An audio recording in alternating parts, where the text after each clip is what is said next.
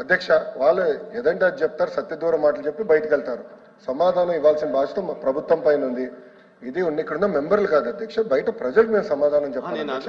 దయచేసి మేడం గారు చెప్పిన అదే విషయాన్ని మేడం గారు చెప్పినాడు అధ్యక్ష. ఇప్పుడు అధ్యక్ష ఒక్క నిమిషం సైతం అధ్యక్ష 2014 నుంచి 19 గురించి మాట్లాడారు అధ్యక్ష. అటు అమర్నాథ్ గౌడ్ హత్య గురించి మాట్లాడతాం అధ్యక్ష. ఎట్లా ఒక బీసీ కుర్రోడిని ఎంత దారుణంగా చంపేశారు మాడదాం. అనంతబాబు ఎమ్మెల్సీ సభ్యుడు ఒక దళితుడిని చంపి శవాన్ని డోర్ డెలివరీ చేశారు, అది కూడా మాడదాం అధ్యక్ష. We are ready to discuss.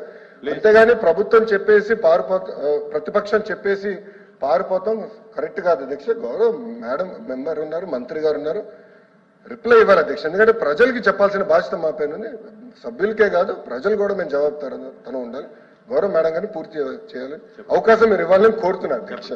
మీరు కూర్చోండి అధ్యక్ష. బీసీల గురించి మాట్లాడుతున్నారు. అమర్నాథ్ గౌడ్ హత్య గురించి కూడా మాట్లాడదామా? చర్చ పెట్టుకుందామండి. అమర్నాథ్ గౌడ్ హత్య గురించి చర్చ పెట్టుకుందామా? ఎట్లా వైకాపా నాయకులు ఒక పిల్లోడు నోరులో అతను చదువుకున్న పుస్తకాల నుంచి కాగితాలు చింపి నోట్లో కుక్కేసి పెట్రోల్ పోసి తగలబెట్టి చంపేశారు. చర్చిద్దాం, నో ప్రాబ్లం. లోకేష్ గారు దళిత శవాన్ని ఎట్లా డోర్ డెలివరీ చేశారు చర్చిద్దాం. We are ready. లోకేష్ గారు అంతేగాని పద్దాగా గౌరవ సభ్యుడు చెప్తున్నారు చెప్పలేండి. చైర్మన్ గారు ఆల్రెడీ ఒక రూలింగ్ ఇచ్చారు, పద్దాగా రోడ్ పైకి వస్తాం కరెక్ట్ గా. త్రిమూర్తుల గారు మారదామంటే రెడీ. వీఆర్ రెడీ సార్, మారదాం. అమర్నాథ్ గౌడ్ గురించి మారదాం. మీ ఎమ్మెల్సీ సభ్యుడు అనంతబాబు గారు ఏం చేశారో అది కూడా మారదాం. చేయలేదా లోకేష్ గారు? చేయలేదా? అనంతబాబు గారు శవాన్ని డోర్ డెలివరీ చేయలేదని చెప్పండి. మీరు చెప్పండి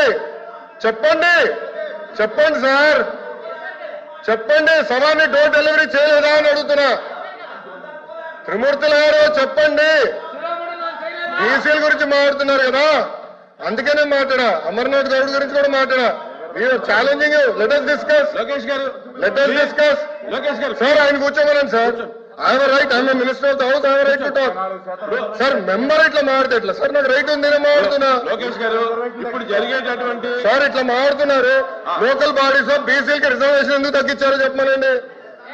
చెప్పండి, రిజర్వేషన్ మీరు ఎందుకు తగ్గించారు? అమర్నాథ్ గౌడ్ మీరు ఎందుకు చెప్పేశారు? కార్పొరేషన్ మీరు ఎందుకు నిధులు కేటాయించారో చెప్పండి. మీరు రైట్ టు డిస్కస్. అంతేగాని పద్దాకాల నుంచి ఎట్లా సబ్జెక్ట్ కాదండి, కూర్చోండి. ఇప్పుడు అది సబ్జెక్ట్ కాదు, కూర్చోండి. అది సబ్జెక్ట్ కాదు, కూర్చోండి దయచేసి కూర్చోండి. నాయుడు గారు మీరు మాట్లాడండి.